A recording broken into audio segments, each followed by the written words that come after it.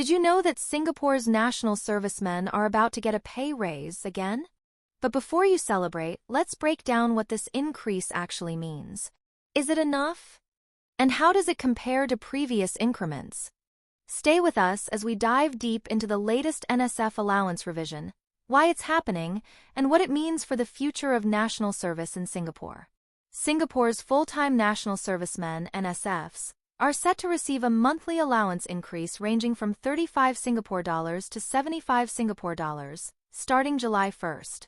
This marks the fourth increment in the past 10 years, reflecting ongoing efforts to ensure fair compensation for national service.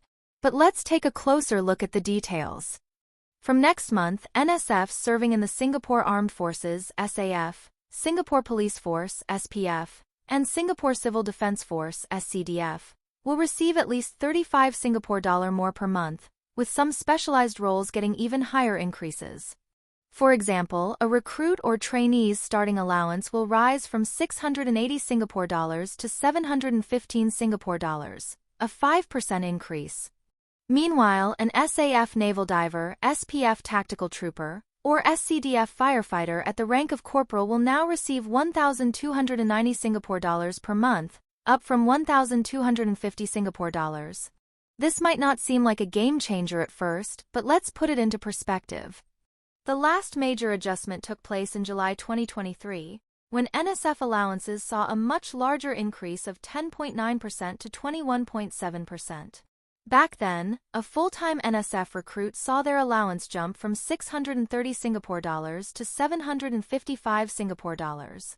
This latest increment, however, is more modest in comparison. Beyond the basic increase, the revised structure now includes a minimum vocation allowance of 75 Singapore dollars for servicemen in service and technical vocations. This is an important change, as it ensures that servicemen in specialized roles receive additional compensation for their responsibilities. Now, here's where things get even more interesting. Besides the pay increment, the Ministry of Defence, MINDEF, is revamping the medical classification system. Instead of the traditional combat fit versus non-combat fit model, the new system will evaluate servicemen based on a more detailed scale, ensuring better role matching based on medical fitness and functional capacity. This means servicemen will be placed in roles that better suit their individual abilities, potentially improving both training efficiency and overall morale. But here's the big question. Is this allowance increase enough? Given the rising cost of living in Singapore, should there be a bigger jump in NSF allowances? And how does this compare to the earnings of young working adults outside of NS? What do you think?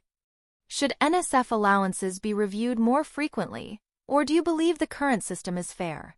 Let us know your thoughts in the comments.